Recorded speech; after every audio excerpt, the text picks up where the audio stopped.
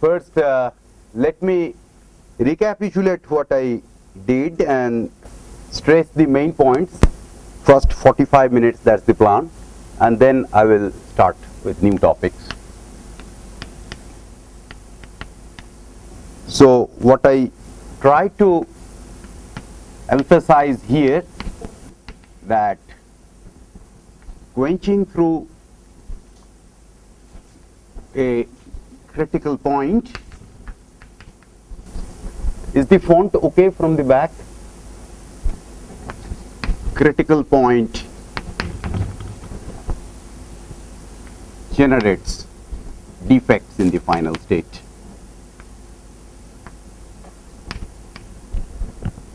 So this is nothing science about quantum critical point.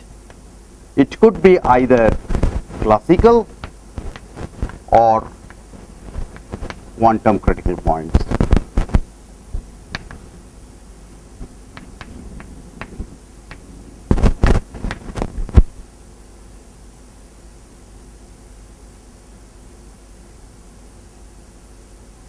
Relaxation time.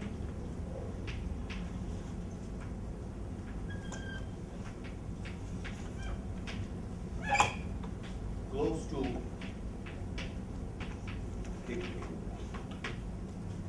be it quantum, be it classical, there is a diverging relaxation time close to this critical point, which actually results in this defect generation. However slow I change the parameter of the system, the system cannot follow because it has become infinitely sluggish because of the critical slowing down. Okay. So in classical system, typically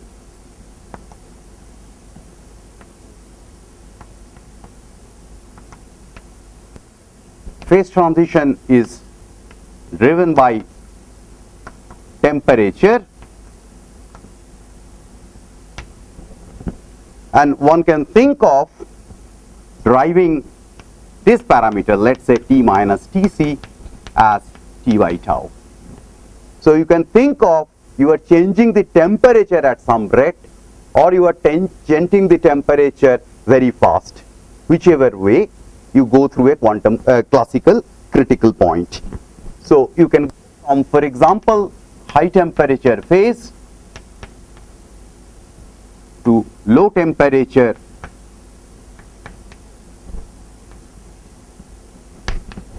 ordered phase, and in the ordered phase you will have defects. For example, you can take helium-4 and quench it below the lambda temperature, you will see proliferation of vortices. Okay? So the defect generation is a result of diverging relaxation time, which happens in the vicinity of both classical phase transition and quantum critical point. Okay. Now, if you look at this classical thing, you can give a similar argument, set of arguments, and you can show once again defect is expected to scale as nu d plus nu z plus 1.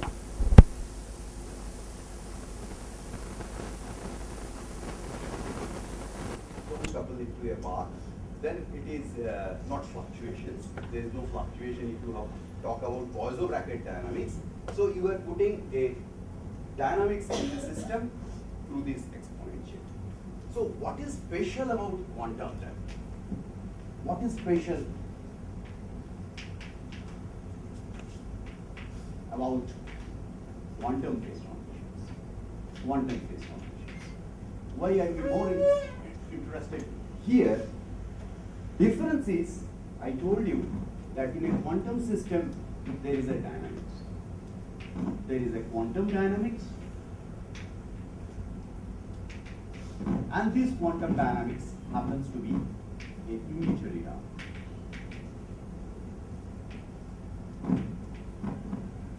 Non-preserving unitary dynamics, and then you have a dynamical exponent inbuilt in the term. You have a length scale and a time scale, psi tau, which is the relaxation time in my notation, that scales with psi to the infinity. Second important thing is there is a spectrum. A it's a Hamiltonian dynamics, you can talk about a spectrum. And quantum critical point, I say, associated with vanishing of the gap between the first ground stage and positive side.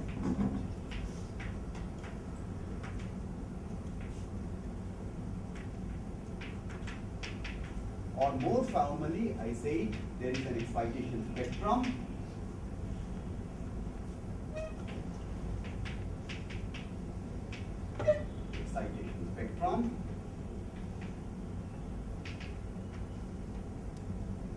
and this excitation, if you call it omega k, this omega k vanishes at the quantum critical point for some k is equal to this. Okay? And this is related to the divergence of relaxation dynamics. So classical system, you cannot talk about a spectrum in that sense. Here you are talking of a spectrum of the Hamiltonian, and there is a vanishing gap, and that vanishing gap is related to the diverging length. So this is the difference in the whole business. So I write it, diverging relaxation time in the present case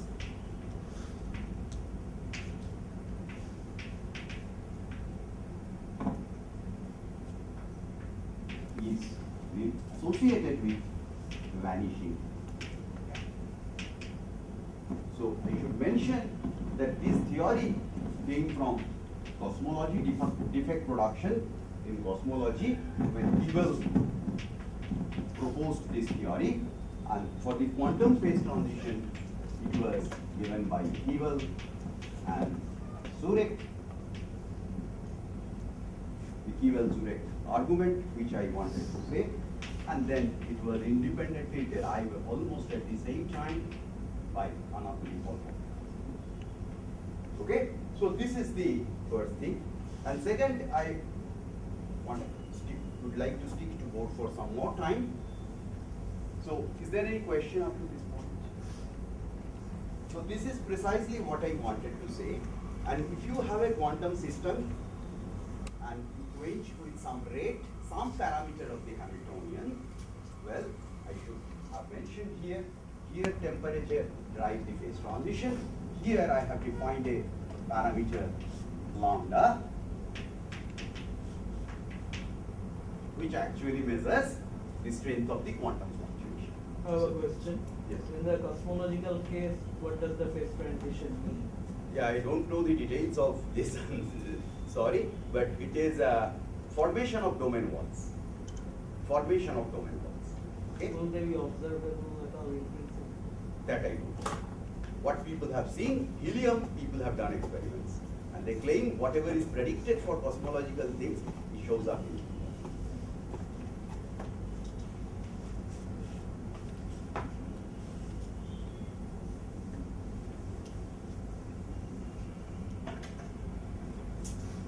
Okay, now quenching through quantum critical point.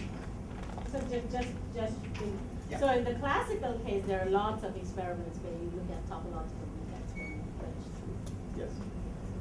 One of the examples of the helium, also liquid crystal is a paradigm. Those were, I think, cosmic strings. Yes. Yes. Quenching through a quantum critical point. So there is a scaling. You are looking at the defect in the final states. In my case, these are simply wrongly oriented spins, and this scaling goes as mu d mu z last one. Okay, this is the scaling relation. Now, question is, you are looking at far away. You are looking at the system far away from the quantum critical point. Then why do you expect that there will be a universal scaling of the defect? Yes, please. Actually, just to go back here, when you say the quantum critical point is driven by the vanishing of the gap, I cannot hear you. when you say the quantum critical point is driven by the vanishing of the gap, is it enough for just a single first excited state to come down to the ground state, or do you need a continuum What to happens that you have an avoided level crossing precisely at the point. Right, but do you just need one, I mean, so typically if it's a large system, it's a Yeah, whole spectrum. this is the lowest energy scale of the problem. that Right, we so it's take. enough for that, you don't have a Yeah. whole continuum coming No. down. I see. That's- And this is the first picture you will find in Sugi's book. Right. That's avoided level crossing picture. One more question about the classical case. You said what you just wiped out. You said the classical phase transition is always driven by temperature, but you could have a lot of external fields. You could just as well define, like you could Yes. take another field and define this T or this. Of course, percolation is also a classical phase transition, right? Sorry? So it need not be a temperature, but it is not quantum mechanical either. You were saying this is an example. If you can think of a percolation transition, okay? In some way, it is what the negative is field is not like Yeah.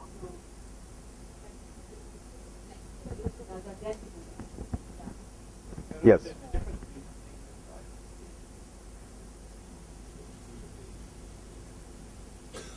No. Yes, percolation is the one example I am giving. Okay, but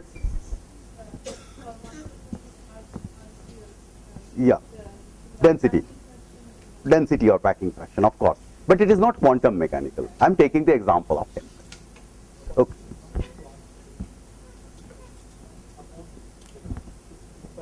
Hmm. Hmm.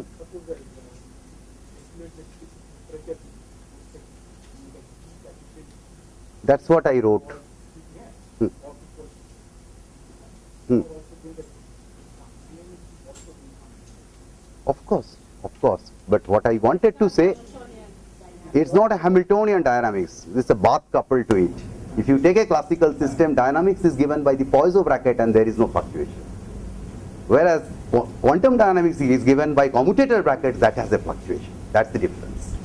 Sorry, what is the difference between driving a phase transition and just changing a parameter? I don't know the difference. No, it's the same. All classical systems, you can have a phase transition which is not driven by temperature, but neither quantum mechanics either.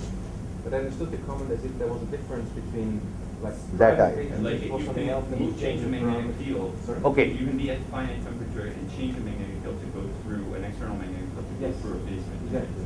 Right, but it's still driven by thermal fluctuation. Oh, you say The which- source of the yeah. transition is always So that's something fluctuation. called driving the is then the temperature the only concept? No, there's percolation thing, I mean, there's.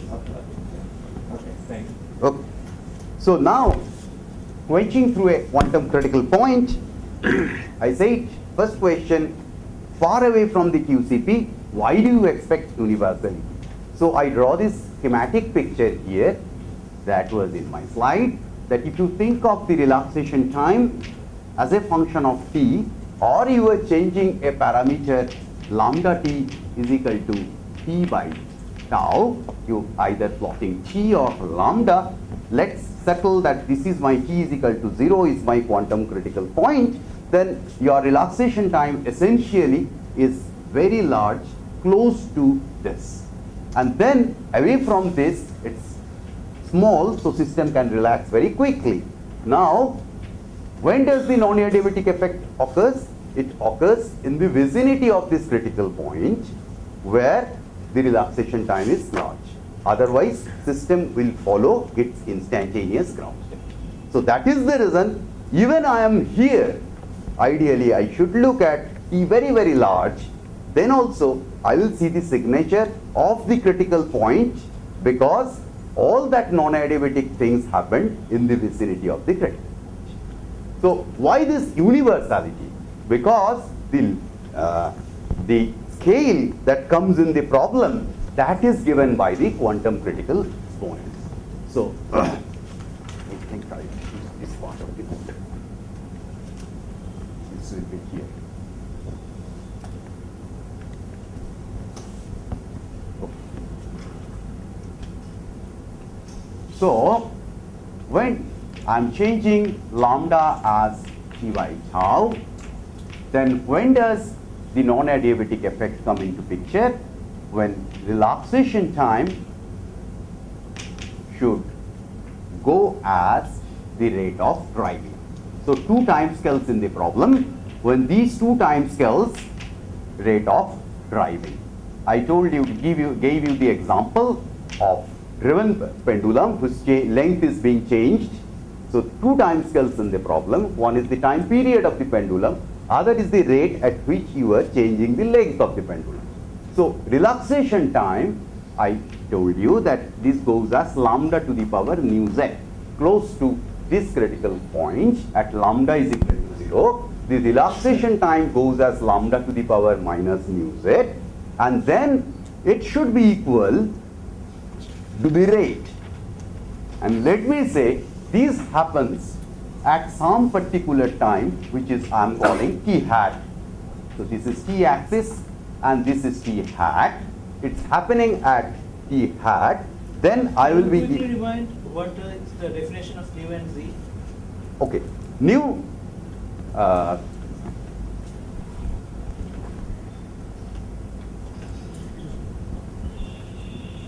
Can you just define those and keep them on the right of the board?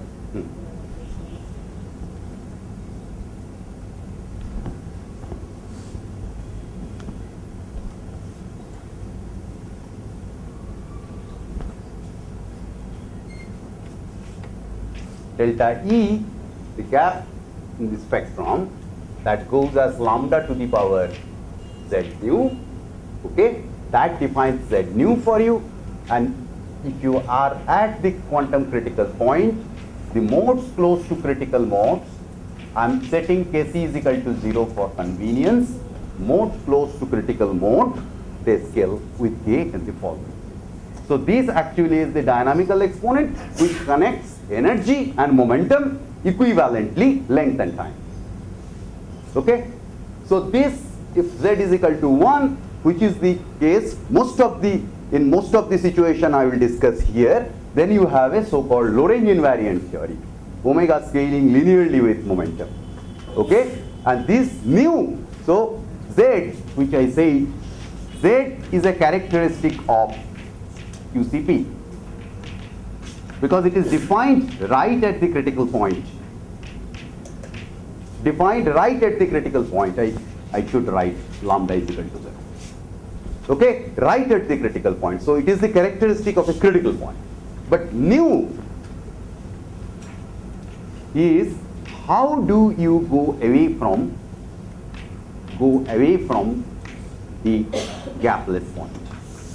So if you, those who are familiar with RG, this is given. So you have a critical point which is gapless. You give a relevant perturbation that creates a gap. Okay, and the scaling dimension of that relevant perturbation gives you this name. Okay, those who are familiar with RG, otherwise don't take this argument. Anyway, it depends upon how do you create a gap in the system. Okay, I can elaborate more on this. So I was talking about this model. J I will set equal to 1, sigma I, z, and then lambda sigma I x. Okay, and there is a duality argument which I asked the students to look at. All you have to do, I define tau.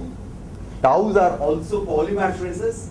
Substitute this back in this Hamiltonian. You will get a Hamiltonian which is given in terms of tau, but lambda goes to 1 by lambda. Okay, that says that if gap vanishes for lambda, it has to vanish for 1 by lambda. And if you have a single critical point, lambda c must be equal to 1. Okay, now coming back to this. If you set lambda is equal to 1, which is your critical point, so H is sigma I z, sigma I plus z minus sigma I x. This is a gapless point. This is the critical point. I am sitting right at the critical point. Now, how can I generate the gap? I can move like this. I can say I will put a H, or it is precise to define lambda sigma Ix. So lambda is equal to 0, you are at the critical point. You slightly move away from applying a small transverse You field. want to probably do lambda minus 1 because your critical point is lambda. Lambda is equal to 0, then it is critical point. Now I have said lambda is equal to, this one is equal to 1. So I will not put lambda here. That's bad. Yes, sorry. So this is h is equal to 1 and this is lambda is equal to 0. You are sitting right at the critical point. So you can generate a gap in the spectrum. You put a lambda. Use the same Hamiltonian, you have applied a field. And then you can calculate the critical exponent nu. You can be easily done from the spectrum of the problem which I showed. I will also repeat quickly, gloss over it again today. Nu is equal to 1. Okay? Now come back to the second thing. Nu is equal to 1. Now someone say, okay, I can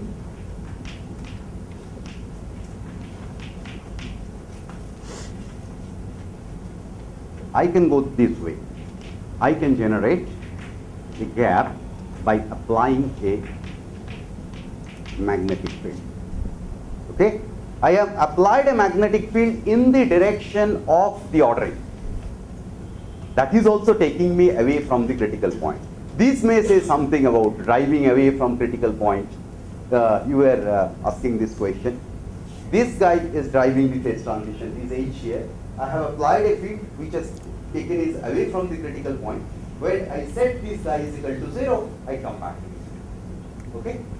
Now, look at this now. This is no longer an integrable model. Trust me, I have told you Jordan-Wagner transformation. Try doing Jordan-Wagner transformation here. This term will not close. You cannot do Fourier transform. You cannot solve this problem. But what you can anticipate that I have gone away from the critical point. So I will have a gap. And that gap, if you calculate, you will find out using this type of argument. There is a nu L. So how do you calculate it? Is using the scaling dimension. That is in my slide. You look at the action, continuum action, and you know action must be scale independent. Okay? From that, you can find out this nu L, which I can quote, which has a funny number, but well, let me see whether I have it. It is 8 over 15. 8 over 15. So all this exercise is done to tell you that Z is a characteristic of the critical point. Nu is a characteristic of how you go away from the critical point. How do you generate a gap? And this is given in my slide, which I will give to Sanjeeva before I leave. And then you can see how using the scaling dimension argument, you can find out this experiment. I think now told enough about this. Now let those things be here. I was trying to say that G by tau, it happens at a time, I remind you what I was saying.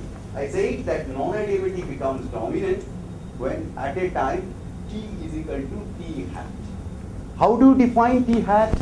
Then one length time scale of the problem is this one, mu z.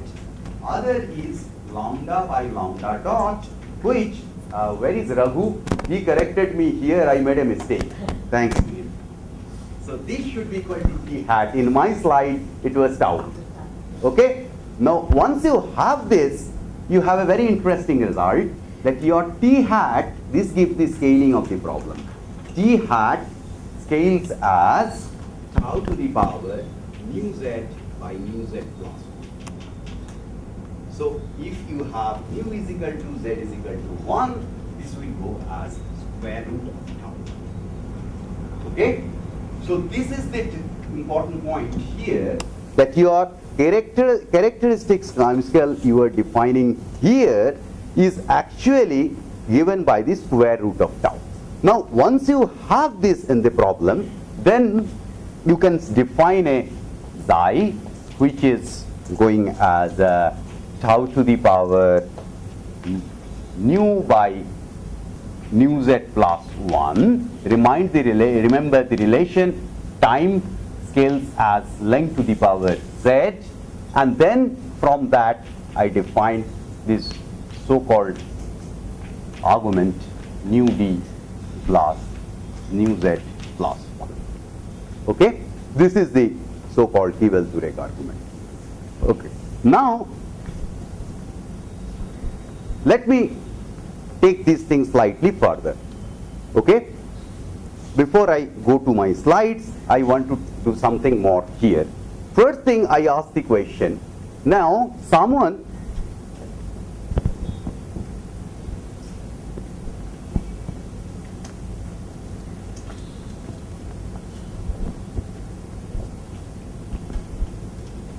so this is nonlinear change in parameters.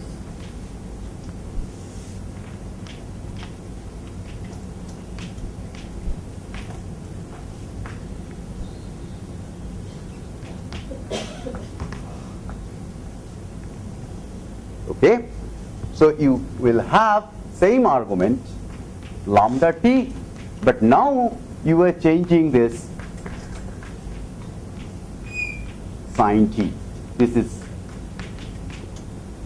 you are going not in a linear fashion as I was doing so far, but rather you are going with the power law R. Well, why this problem is important? One can show that one can find an optimized value of R which minimizes the defect in the final state. So if this is your lambda, how does this thing change? Let's try to do.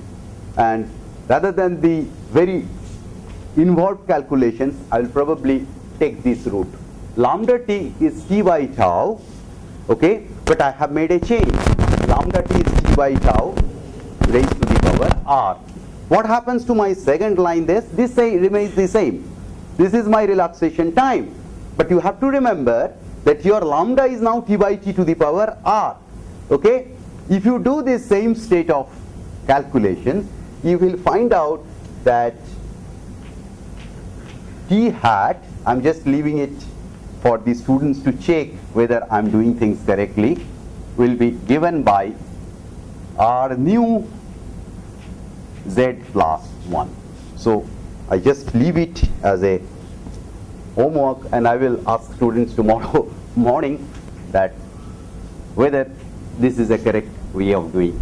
So you see that what will essentially happen, that your new exponent, I told you new exponent can get changed the way you approach the critical point, gets renormalized to R nu.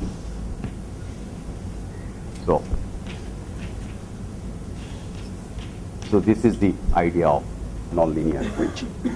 Now quickly, what I now go back to the slide, and I will come back to board again. This is on.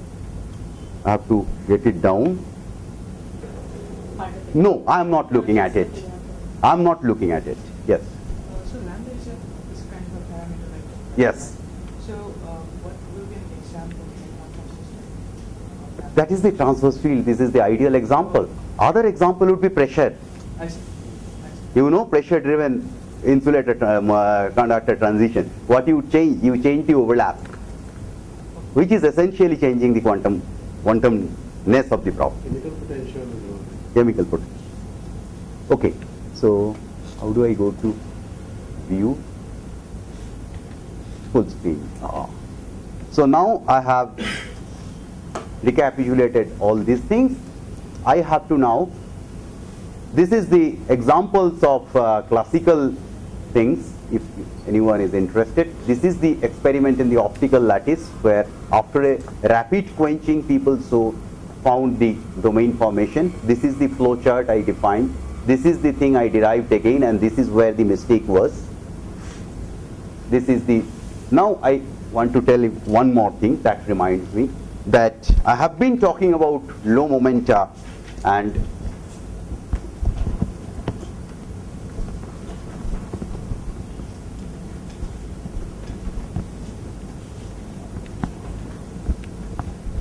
so this part I need to tell briefly again.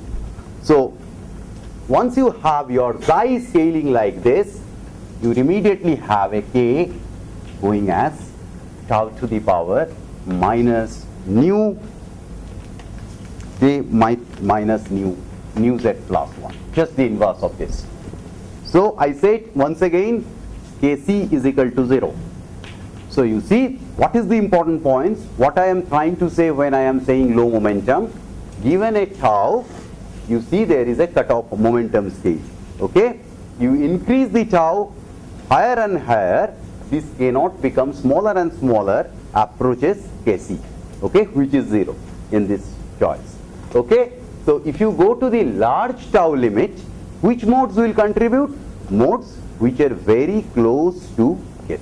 High, so whatever I am saying, that low momentum mode, low k modes, they sense that you are crossing a quantum critical point. High momentum modes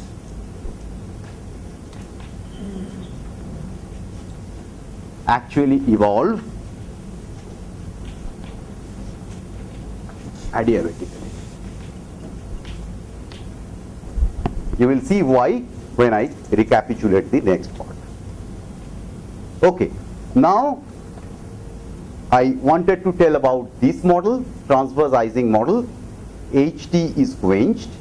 So HT is quenched. Can I now erase this part? Yes?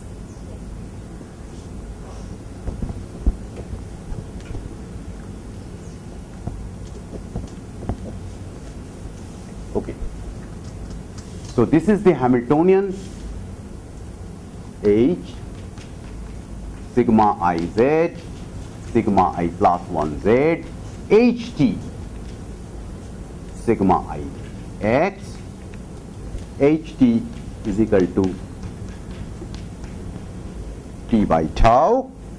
Once you quench, T goes from, let's say, minus infinity to plus infinity, and there are two quantum critical points at H is equal to plus minus 1.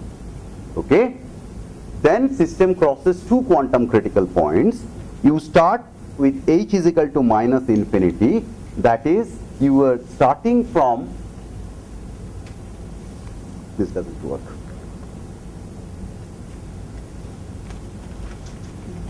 Oh, anyway, you were starting from this initial state. Can you please see? All spins are up. So sigma I, this is mistake. Sigma x is the term. So it will be all down with respect to sigma x. Final state, if there is no quantum phase transition, they should be all up. But non-adiabatic transition, system cannot follow the instantaneous ground state close to the quantum critical point. Final state therefore has a structure which will have wrongly oriented spins, and that is what I call defects. Now how to calculate this? This model I introduced. This is the transverse XY spin chain, and this transverse XY spin chain will have this XY Ising model as a special limit of this. If you set JY is equal to 0, this gives you the transverse Ising model. So this is the phase diagram. You have two. So does it make it easier to calculate when you go to the XY? No, it is the same Jordan-Wigner transformation. So calculation is not easier for this model, but this model allows for transverse Ising model. Means gamma is an isotropy. I once again write it out here. Gamma is my anisotropy Jx minus Jy. So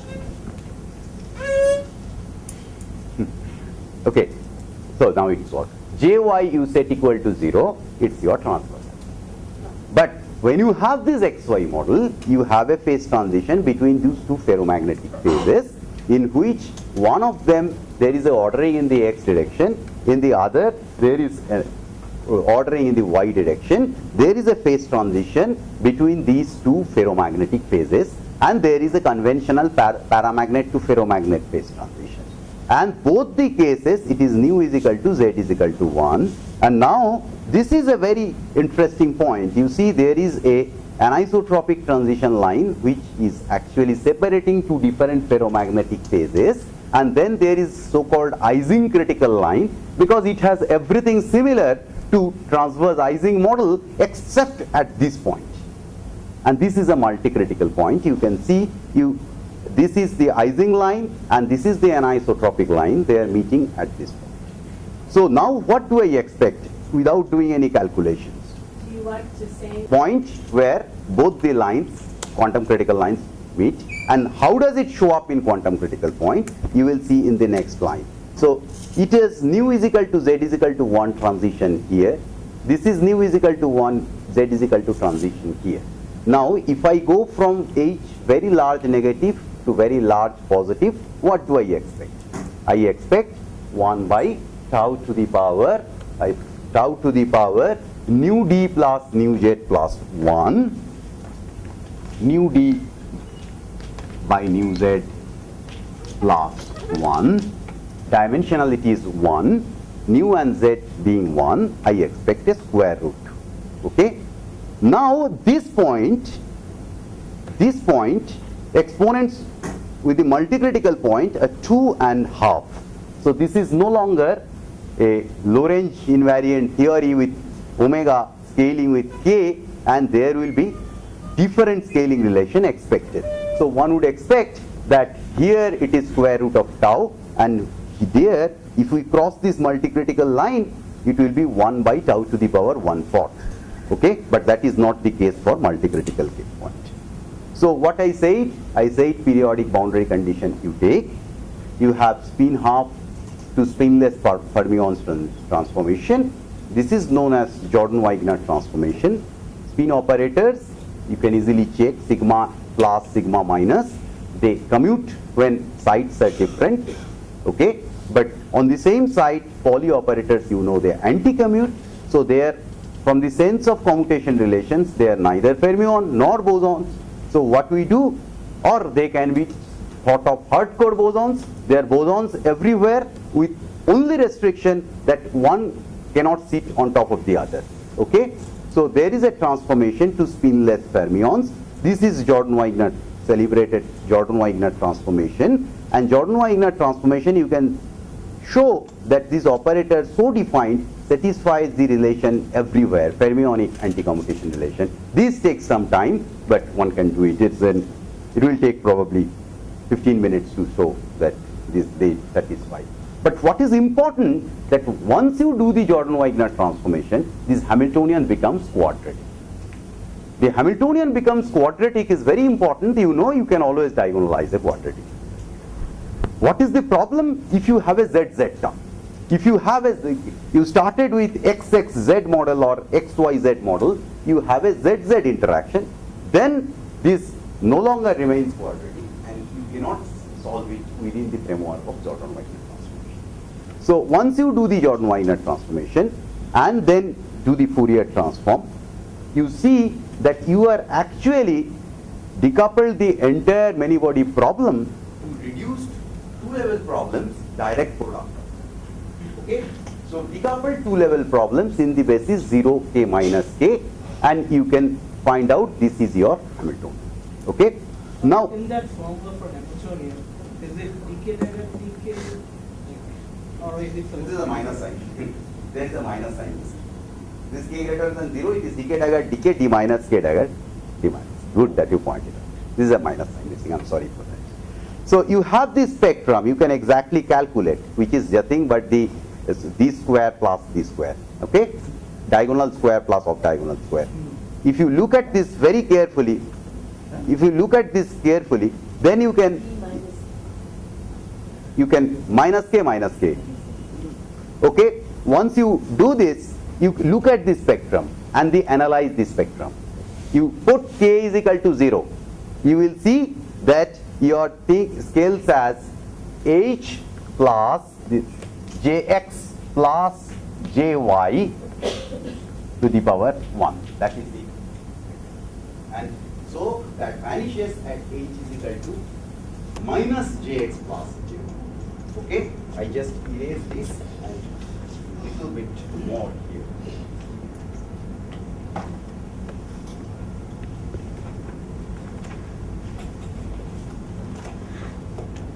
So what is dk? Dk are Bogoliubov fermions. Okay, so you have a ground state which is 0 Bogoliubov fermions, vacuum of Bogoliubov fermions. excitations are Bogoliubov of fermions, which are fermions, but you do a canonical rotation of this CK dagger to get the new fermions, which are the Bogoliubov. Okay? Now, if you set k is equal to 0, you will find that gap vanishes at h is equal to minus jx plus jy, and if you put k is equal to pi, you will find h vanishes. These are two Ising critical lines I was talking about. So these are the two Ising critical lines which follows from this spectrum. And you can immediately put h is equal to jx plus jy in the spectrum, and k is equal to pi is the kc. You can prove that k is equal to 1. Now this problem, why it is so popular? Popular because it is not only integrable, but it is reducible to 2 decoupled 2 by 2 problem. This is one. And secondly, you can write the ground state in this qubit form. Okay? If you want to calculate some overlap, this qubit form turns out to be very, very useful. Okay? And you see that this is your tan 2 theta k. If you change h from minus infinity to plus infinity, this goes from 0 to k by k. So you one start with 0, and then you change the field to infinity to go to these places. Now, if you quench the field, I told you this will be a problem. This will be a problem essentially of a Landau-Zener type. Why it is Landau-Zener type problem? Because your Hamiltonian is simply like this. So it's a 2-level. For each mode, you can consider a problem in which there are 2 approaching levels. So what is the Landau-Zener argument here?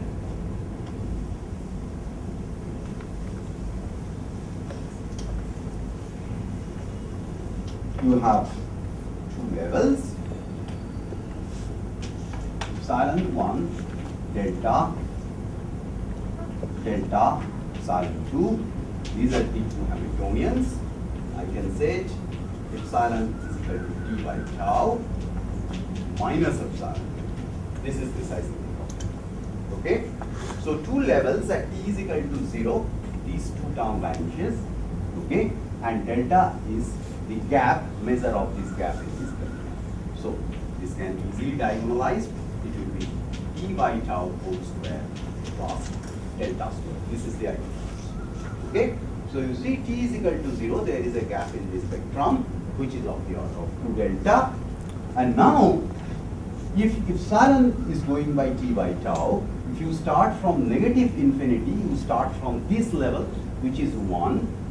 Okay, this term dominates there, if it is, and the other limit, that will be the other eigenstate. So, in one limit, this is the eigenstate 1, 0, let's say, in other limit 0, 1. Because if your t is very, very large, either this term survives or this survives. Okay, now, or rather this term dominates or this term dominates. Okay, now if you look at this 2 levels approaching each other, the probability of excitation in this Landau-Zener problem, there are 2 scales in the problem.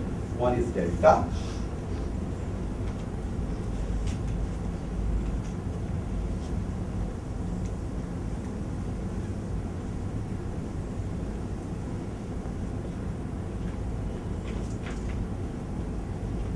One is delta, one is tau. What you do? In a general state, you can write psi is equal to psi 1, let's say. This is the probability amplitude of 1 and psi 2 of 2. These are the 2 levels I have defined. T is equal to minus infinity. I am here.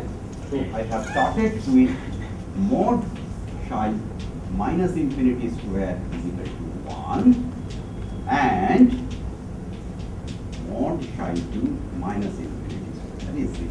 This is my initial condition. Okay, I start from this level at very large negative t. I start from this level. I'm asking the question, what is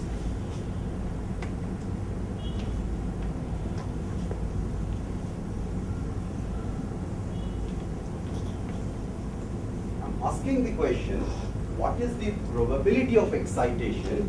That means, what is this quantity at the end of the drive? So ideally, it goes like, adiabatically it should evolve from this to this. But there is a probability of this state also in the final state, and what you have to do, you have to write this Schrodinger representation, Schrodinger equation, and you can show from that Schrodinger equation taking a unitary transformation that the probability, if I call this P, the probability of excitation, this will be a function of this parameter delta square. Okay? So this will be a function of this. Well,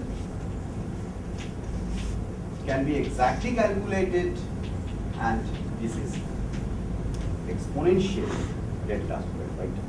So you will always argue that excitation probability is exponentially damped as long as I have a big gap in the spectrum. I will have this exponentially damped. But it's always delta square tau, right? So you can play around with tau to make that. Okay, now question is only in the linear case you can find out exactly. But the No, but I'm saying it's always a function of just delta square tau. yes, but if you go in this fashion, let's say, which I say, it will be a function of delta alpha. All that, remember, all that comes here. Delta is 1 by tau. It's delta square is the gap square, right? And what is the corresponding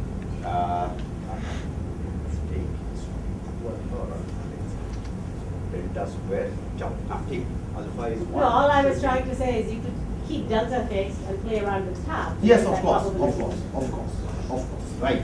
But my wrong answer was that you can, if you go like this, you have to find out how does the t scales with tau.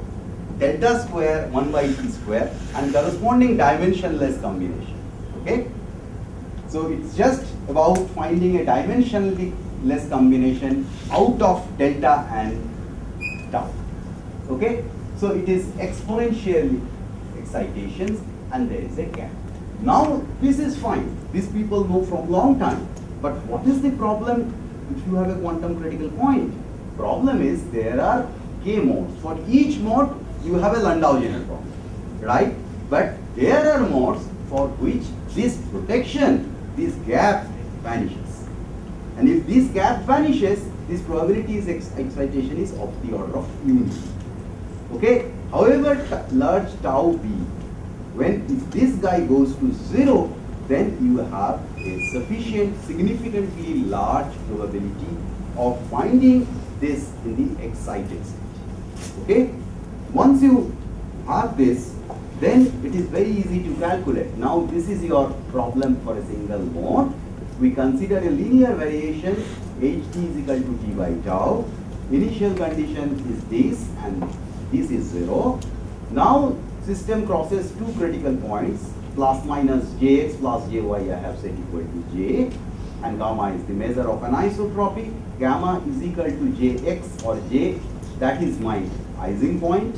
The system crosses two critical lines. Excitation energy for the critical mode k, 0 and pi. So pk you can calculate given the formula, which is octagonal gamma square whole square. You calculate the density of defects, integrating over all the momenta, because for each momenta you have a Landau-Zener problem. But I tried to tell you that all that happens close to the critical point, close to the critical modes for which gap vanishes. So you can expand this guy and this guy close to k is equal to 0. This is k square, and you can limit this, send these integrals to 0 to infinity, because you know only the low energy modes are going to contribute, R modes are not going to contribute, and you can easily do the Gaussian integral, or you can do the simply the scaling to see that it is 1 by square root. So this is what Evans-Urech's expectation, and this is what, okay? Can I ask? Yes. Isn't there something very non-generic of this model? Because the fact is that the quench you're doing all the way you go commutes with almost everything Right. except very few. Right. So See, you are talking to abnormally few people as you move along. Right. This is a property of this model, as you say, this peculiarity of this particular model. But Kibble-Zurek, I will give you an example that. Or can you expand for the students what you just asked? Yes, Or Amit can just- when you perturb something, you have a chance of jumping to a lot of other levels. Here, the jumps you're allowed to do because Only of the between way 0 you're perturbing are extremely limited. So you're calculating an exponentially small number applied to go into one place, but normally could the have system had has an lots of exponential number of options. Because this is the, thanks to this two-level nature of the reduced problem. But just I give you an There example. are three-level avoided crossings as well, for instance. It's commonly done in Raman spectra problems. But three-level Landau-Zener, still I don't know whether it's It can a be separate done. problem. It can be done from Floquet theory. If you are periodically driving it in time. So that you are bringing different things. Floquet gives you one more time scale, that is Floquet time scale, Yeah. and Floquet you can only talk about those periods. So it's at this point it has nothing to do with Floquet. So let's consider these Hamiltonian. Okay, I look at these Hamiltonian. Sigma I.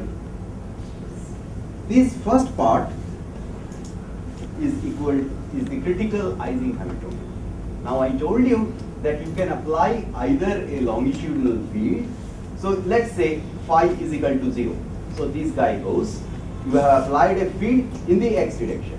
So you know nu is equal to 1, and this is the same problem which I discussed in details. Once again reduced to two-level problem, and you can find out exactly defect density scales as 1 by root. Now let's say I said phi is equal to pi by 2. Okay, what do I have? I have this Hamiltonian and then have a longitudinal field. This is the model I discussed right here, and I said you have a different nu for this. So can you please see the similarity here? This is the model I discussed. If you set just phi is equal to pi by 2, this term goes off, and you simply have a longitudinal field of strength G. Okay? Now, you cannot solve it exactly. The two-level nature has gone, but people have done numerically, extensive numerics. I have referred that paper in another site, Coleman, Shubroto Mukherjee and others. They have found out that if you set, don't forget about other things, just set phi is equal to pi by 2, so this term goes. You will find out defect density scales as 1 by tau to the power 8 by 23. Does it make sense? What was the nu I said? 8 by 50. Now substitute that and you will get this.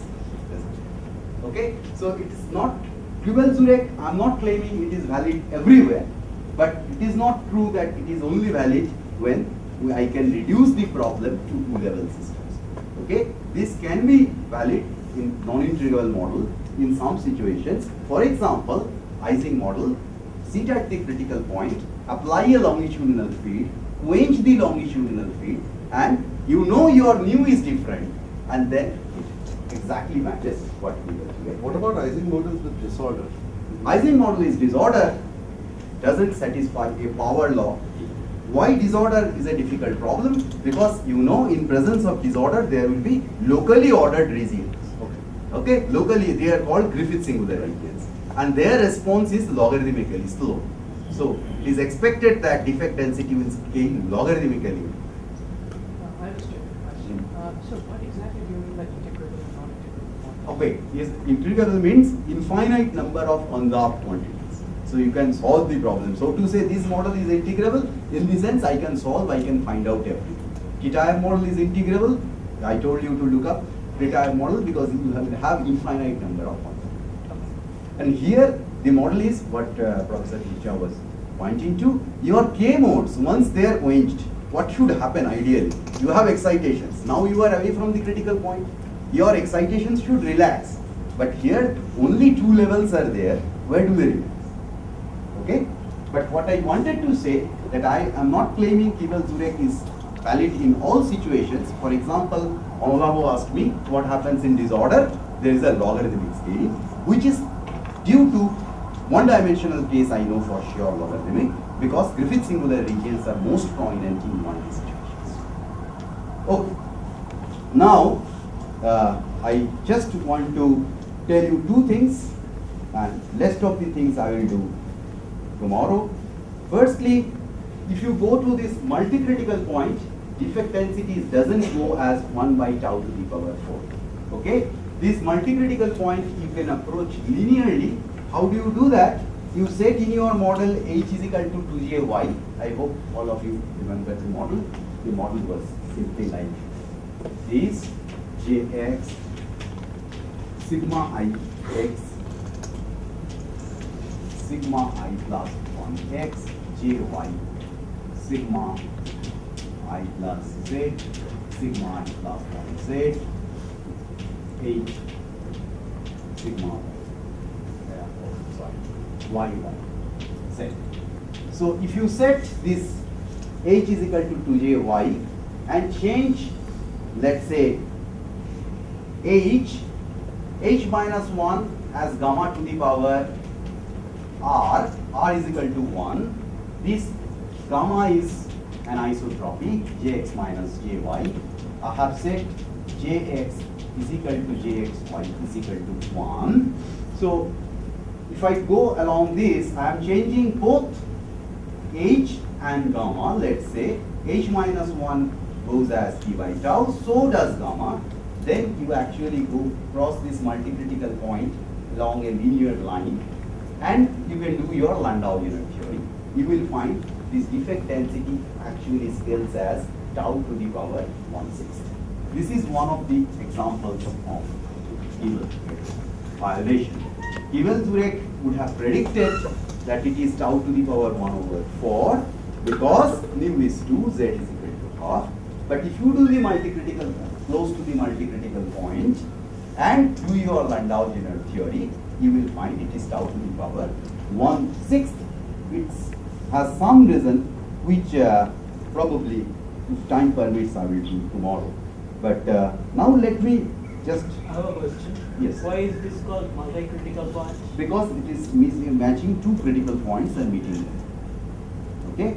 It has other properties, like if you look at this spectrum, you will see z is equal to 2.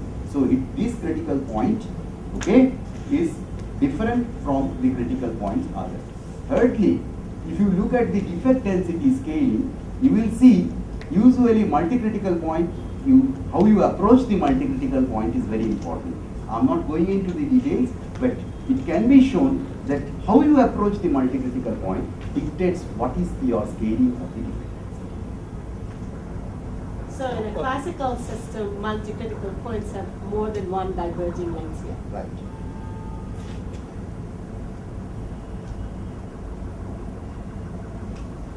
Now, I just want to tell you something about quantum information, and tomorrow, as usual, I will come back, recapitulate, or tell a little bit more about multi-critical point before I. And now I want to tell you something about quantum information, which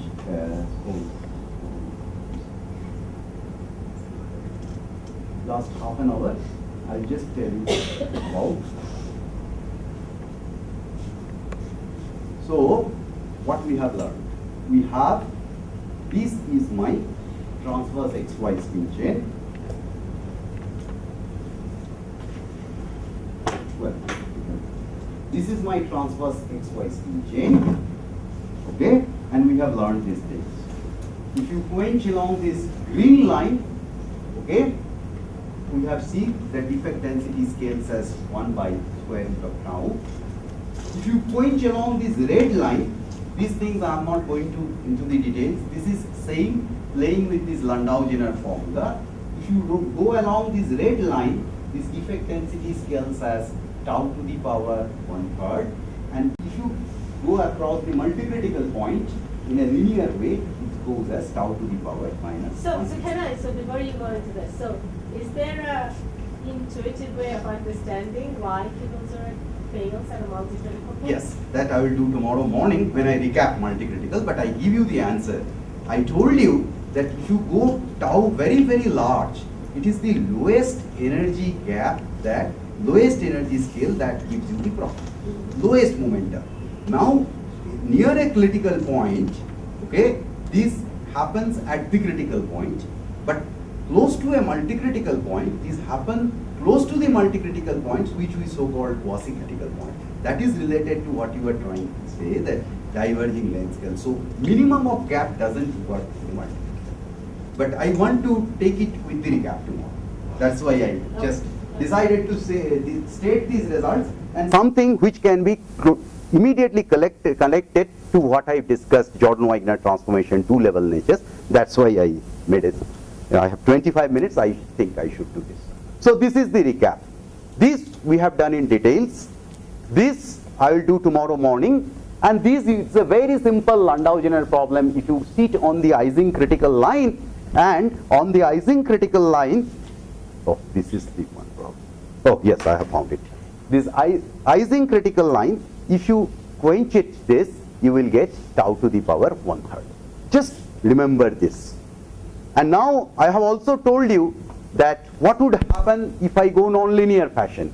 Nu scales to alpha nu. Okay? So here it was nu d plus nu z plus 1. Nu has to be replaced by alpha nu. Okay? So now it will be 1 by, if you have, so three things, I don't need any of these things now, I can erase. I just introduce a new problem, and this will be directly using the results I have derived for you.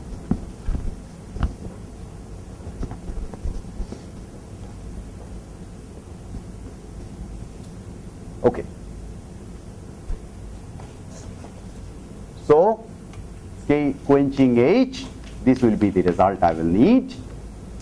Defect density scales as tau to the power square root half, and H t by tau to the power alpha, it should scale as 1 by tau to the power alpha by alpha plus 1. From the heuristic argument, I showed that nu is to be replaced by alpha nu. If you cross the multi-critical point, it's tau to the power 1/6, and if you quench along this line, this is tau to the power 1/3. Now, I am asking the question, how this is related to decoherence or of a qubit which is coupled to this. Firstly, let me tell you that quenching through a quantum critical point is generating defects. If there were no quantum critical point, at the end, what do you expect? You expect all spins to be up. So it's a direct product space. If it is a direct product state, you immediately know that I have no quantum correlation in this. Okay? Now, if you don't have a direct product state, now you still have a pure state, mind it. Your evolution is unitary evolution. You started from a pure state, you must go to a pure state. Okay? But question is, now you have defects. Can these defects generate quantum correlation? People have seen, yes. You take a transverse Ising model, quench the H field, go from negative infinity or large negative to large positive value, and look at the final state. You will find there is a non-zero quantum correlation. One can calculate the concurrence and the negativity, and they quantum discord. Everything people have found out that they scale with 1 by square root of tau. So if there is a generation of entanglement in that sense, there should be, if you have two qubits which are entangled, if you trace over one of them, you generate entropy. So you lost information and you end up with a mixed set, right? It's no longer a direct product state. So that's the motivation. We want to study that I have a qubit. Let me introduce the model. You can go to full screen. Oh, I'm sorry. Yes. So this is the Hamiltonian. We have discussed 2 days. So this is the Hamiltonian. Now what is this? This you have this Hamiltonian. This is my chain transversizing, if you like. I have put a periodic boundary condition. Now I have a central spin. Okay? Central spin. Okay? This central spin is now globally coupled to all the spins in the z direction. Okay? So it couples to all the spins in sigma iz with a coupling constant delta. So this is my transverse XY model, which will be driven the way I have told you. So it will be driven with h changed. We know the defect density scales as 1 by square root of tau. Now I have coupled a central spin to it, okay, spin half, which is a qubit, so to say, and this qubit is coupled to this spin chain. So all the spins are sitting here, and it is coupled to all of them with the same strength, okay, with the same strength delta, and coupled to all of them. Why I am doing it to all of them? It's almost very trivial in that sense. You are coupling all of them because you can still solve the problem analytically. But you could couple this spin also to one of the spins of this environment. Now qubit, this initial qubit is in this state.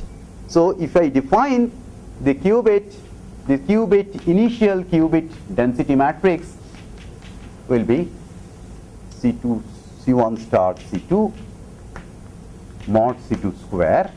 This is my density matrix of the qubit. Okay? So it starts in a pure state. How do I guarantee that? I make this normalization. Okay? So I take this in a pure state and environment in the ground state. So what is the composite wave function? It is the direct product of the qubit state and the environmental ground state. This is what I start with. So the picture is clear to everyone? Okay. So this is simply t is equal to minus infinity picture. Now what I want to do? Now at a later time what should happen? Look at the Hamiltonian. Look at the Hamiltonian. Now qubit part of the Hamiltonian, the interaction Hamiltonian is simply delta sigma I z, this is spin, and then I have a qubit. Okay? Now you see I don't have any term that doesn't commute with this term. I can diagonalize this. Okay? If I have a sigma sx term, I am in trouble. But here is nothing that stops me from diagonalizing this term and explaining in terms of its eigenvalues. Okay? So I can diagonalize. Now two possibilities. Sigma z is plus 1. Okay? Things are clear? Huh? Sigma z is plus 1. Then I will have a term, interaction term is this. Sigma s is minus 1. I will have the interaction term which is plus sigma z. So I am just replacing this guy by its eigenvalues. Okay? Because it commutes with all the terms of the Hamiltonian. Now once you have this, what will happen? No, when it is in up state, it cannot flip on its own to the down state, because no operator is there which causes the qubit to flip its sign. Okay? I don't have a sigma sx term. So what would happen? When it is up, so you have a delta. So what is your composite Hamiltonian then? This one plus the interaction, and this one is plus. So what will happen? It just changes h to h plus delta. Is that point clear? So when this qubit is up, remember nothing is there to flip it to down. It goes to h plus delta. Similarly, when this guy is down, this goes to h minus delta. So now if you look at the evolution, remember my qubit was in the superposed state, okay, which is a pure state but superposed. Now what would happen? At a later time, these two guys if it is up, the part of the wave function of the environment which is coupled to this up, that will fill a transverse field which is H plus delta. And this guy who is with the down, it will fill a transverse field which is H minus delta. This is very important. So if you wish, I can repeat the argument. The qubit can be diagonalized. I am writing it in terms of eigenvalues +1 and -1. So what I am having, actually I am having two channels of evolution. I started with the spin chain being in its ground state, and I asked the question that what happens at a later time? Later time, one channel is up plus and one channel is down. Why it is important? Now you can calculate very easily the reduced density matrix of the qubit. Okay? Now qubit is coupled. Initially qubit was in a pure state, which is a superposed state. C1 up and C2 down, with the condition that C1 square mod C1 square mod C2 square is equal to 0. 1. Now if you calculate, here's the question. Yes. So you have taken this plus delta and minus delta, but so you are taking this phi plus and phi minus as your environmental ground state. Right. But in principle, if I am doing a quench for the environment or something, then there can be... No, quench is not there in the business. Still it is a very, very equilibrium situation. No dynamics. Only dynamics is the Heisenberg dynamics, or no dynamics, no external time dependence. Okay. Now if you look at this time evolution, okay, because I just be more precise, dynamics is still here given by this Schrodinger equation. H doesn't have any explicit time dependence. This is the purpose, and that is what I'm going to connect to what I have discussed before. No, because no one can flip its spin. If it is up, it stays up. There is no matrix element between up and down of the qubit, because I have not allowed a sigma IISc term. That goes to a spin boson problem, which is very, very complicated. Now look at the reduced density matrix. I started with this one with dt not there.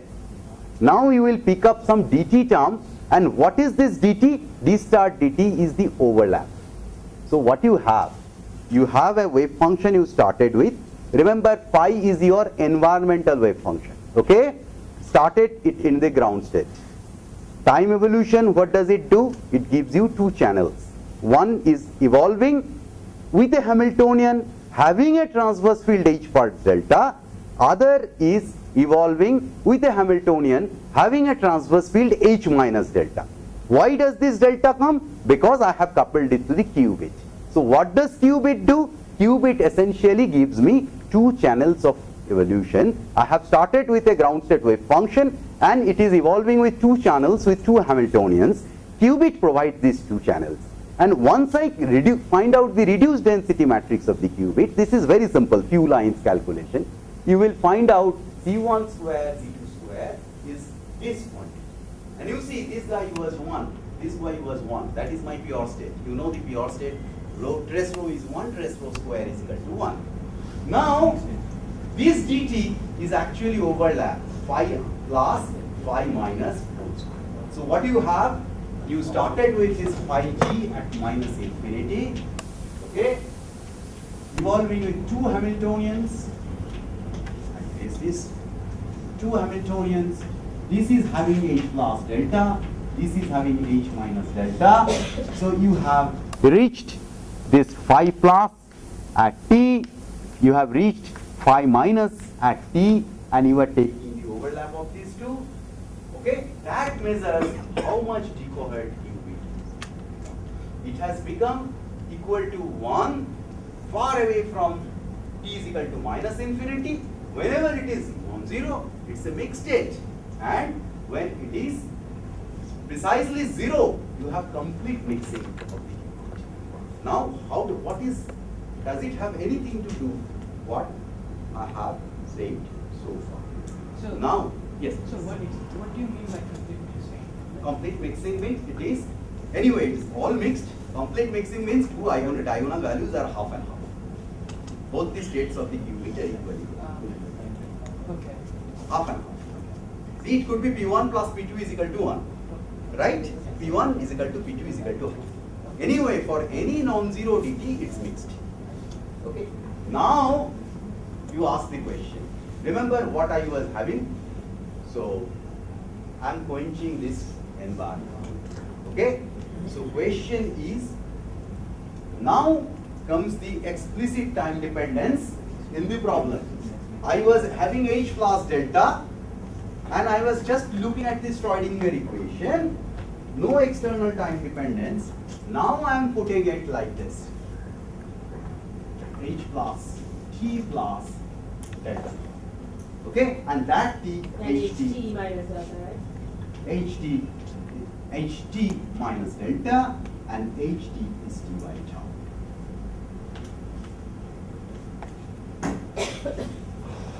I'll make it neat. So HT is T minus delta. Okay.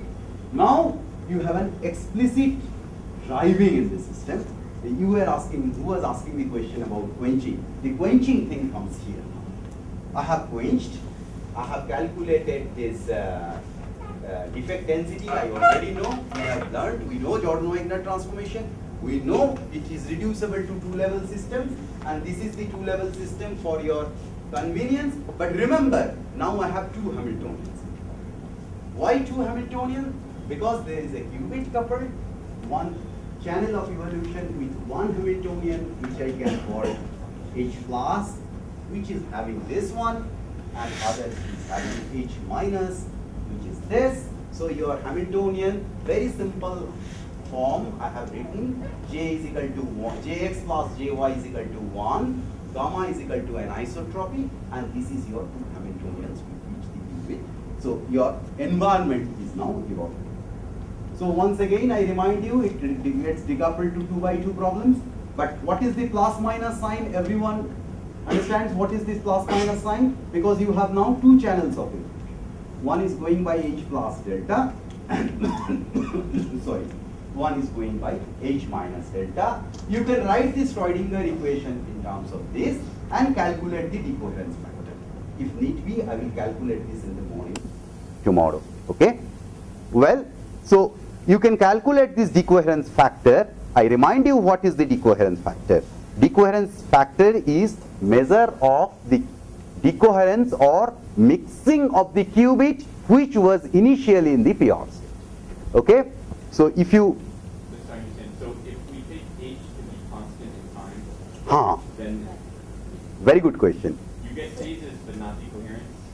You will have decoherence close to quantum critical point, and this is the picture. I don't do quenching. If you It's time independent. if it is a time independent problem, then you don't look at the evolution. It remains pure state. You have to evolve it. Problem is you can evolve it with a H. Don't evolve the Hamiltonian. No. The question is, you initially you had a qubit coupled to a many body system. Okay, t is equal to minus infinity. Now, as t progresses, it will evolve. It will evolve following the Schrodinger equation. Correct? Now, I am calling it equilibrium because I am not giving any explicit time dependence to H. If you do that, you will see a perfect mixing close to quantum critical point. That is the picture. Before you do the H of T, before you do the quench. No, this is not quench. That's what I am saying. See, any quantum system you have, it will have this evolution. Yes. Right? This has H. This has H. Right. First question is what I am calling that H is not time dependent. Right? Second thing is case 1. Case 2, H is being quenched at J by tau. So I think we are asking you to clarify the first case a little bit more. This is the first place. Yeah, You're the saying first you case still what get happens? decoherence even in case 1. Yes, you will have a decoherence, and that is the picture. I don't understand how. Yeah. I don't Okay, so not when H is large. If H is large, you don't. What will happen? What happens? I'm telling you that qubit is coupled, but if you are far away from the critical point, the decoherence factor stays close to 1. So that means you have a perfect, almost perfect coherent qubit. You are still nearly in a pure state. But what happens close to quantum critical point? You remember, close to quantum critical point, if you have a finite system, gap vanishes at these low energy modes mixes. You are changing the symmetry of the problem. That gives an orthogonality, and that orthogonality gives you a deep at the quantum critical. So decoherence factor deeps because these phi plus and phi minus are very much orthogonal close to the quantum critical point, and decoherence factor is actually overlap of phi plus and phi minus. So this is the equilibrium situation. This is the case 1. What happens at infinite times? Sorry, What happens at very away? It's again gets back to coherent picture. So it is once again, it loses information close to quantum critical point, and it gets it back away from the quantum critical point. Time independent case, Hmm. I connect the thing and I watch it disappear. I watch it time evolution. Okay, so it has a deep, that means dt, that guy that appears in the off diagonal term of the Hamiltonian, that shows a dip at the quantum critical point, and away from this, far away from this, it's close to unity. No, he's asking at large T. That's what I'm saying. This is t axis, na? No. Oh, this is t axis, right? This is t axis. So you can come across t, and you have to choose it correctly. I should show the picture here. 3D picture is confusing. So what will happen essentially, you will have a dip at the quantum critical point. What do you mean by at? I mean, I want to vary t, not tau. Sorry. See, I'm discussing about this. This is an exponential decay of this decoherence factor close to this t is equal to 0. Right? Yes? So this is the corresponding time scale in the But process. now if I just continue evolving in time, I'm not. with a finite number of sites in the bath, if Right. I continue evolving in time, eventually I'll see coherence regained. Yes. Away from the critical point, that's But what. What do you mean away from? This is just starting with fixed parameters. No, your lambda is fixed. Yeah. Now you can choose your lambda and evolve. First you choose lambda is equal to 0.1 and look at the evolution. Right. Then you choose lambda is equal to 0.2, you look at the evolution. Good. Lambda is equal to 0.9, you look at the evolution. Okay? Lambda is not being driven. Lambda is now a parameter. When lambda is 0.99, let's say, you will see a dip at t is equal to 0. But if you wait long enough, isn't that going to go away? Yes, that's going to go away. That's what I'm saying. That's the T axis. His axis on the thing on the board is T. That's the t axis. Okay. Okay. At a fixed age. There's a fixed age. What I mean, in the case 1, age is not time dependent. So I will. We are focused on just case 1. Yeah. Okay. Now, what will happen? So I have to stop here. Just tomorrow I will do multi-critical point, and this part I will complete. I will tell you what is the result which I want to say and how it is connected. Now, delta going to 0 limit. What is delta? Delta was the coupling between the qubit and the environment. Okay? And I am looking at the decoherence of the qubit. What is giving the decoherence? This is overlap between phi plus and phi minus. Okay? How do I get phi plus, phi minus? Because I started with a phi which was evolving with two Hamiltonians. One is h plus delta and one is h minus delta. Up to this point, everything is clear? Okay. Now, I will show tomorrow morning. First I will do multi-critical point and then I will come back to this, or the other way around. I will do it first, then I will go to board and multi-critical. I assume delta going to 0. Very weak coupling between these two. I will prove that if lambda is equal to 0, ignore this, lambda is equal to 0 is my quantum critical point, you will see that this log of decoherence factor, which will have a scaling t square f tau. Okay, so I'm just telling you the result, and I will tell you, you will immediately realize why I'm putting this just after the quenching. So what I am doing now, this is the case 2. H is being changed. Change it as t by tau. You are crossing the critical points. We have already seen that there will be defects. Defect scale as 1 by square root of tau, right? Now I am looking at this echo when H is decoherence factor. I remind you what is this? This quantity evolving with 2 Hamiltonians, but H is t by tau. Is that clear? Everything, situation is clear? Now if you look at this, yes. Oh, sorry. Yes. Ignore this. This is the result, that if lambda is equal to 0 is your critical point, log d non-adiabatic this goes as t square f tau. You have to work with certain window of time and you will find out an exponential thing. Now the question which we addressed, or it was first started by Zurek and co-workers, that this f tau, I told you I am quenching through the critical points. I have defects. I have mentioned, though not proved, that this generation of defects leads to non-zero quantum correlation.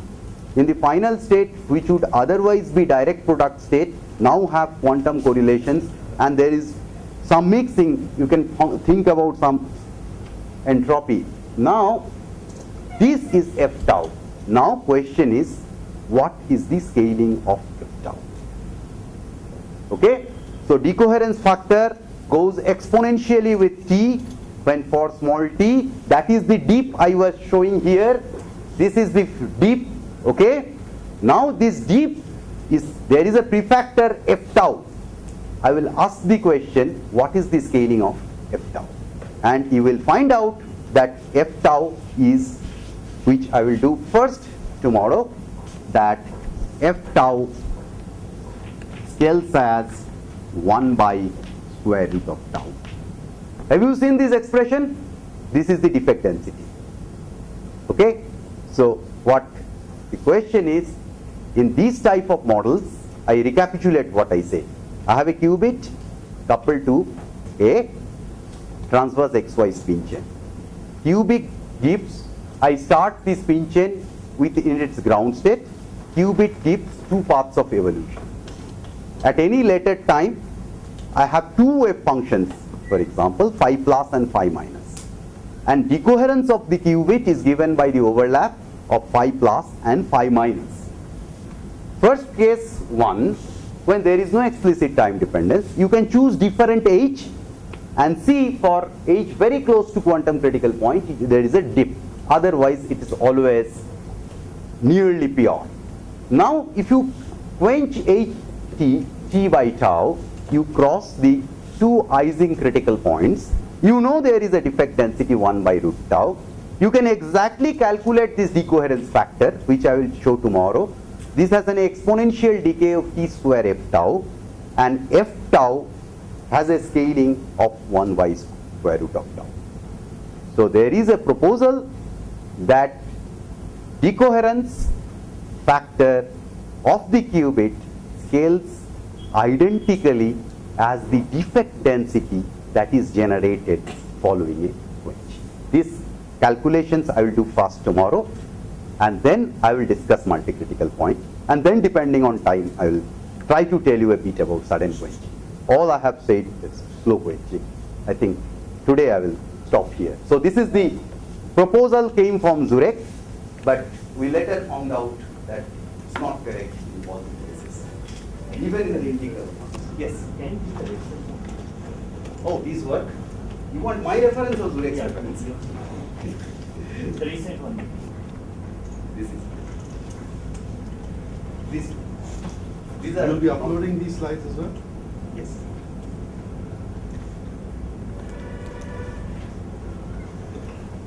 No, I should also give you the first reference in this. If it is here. There is one here. No, that is just.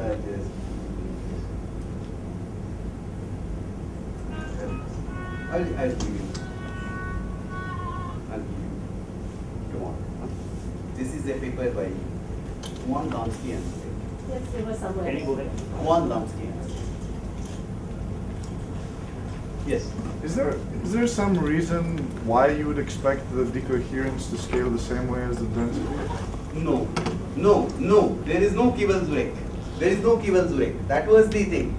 It is the two-level nature of this model which gives many peculiarities as he was pointing out. This is the two-level nature of this thing which gives decoherences one by omega.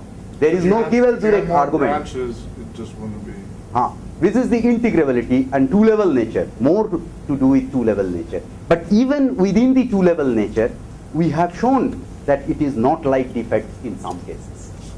Okay, that is the second part. But I will just tell this part, not my part, whatever Zurek predicted. Yes. Just a comment for tomorrow. Like, it would also be nice to hear about entanglement entropy.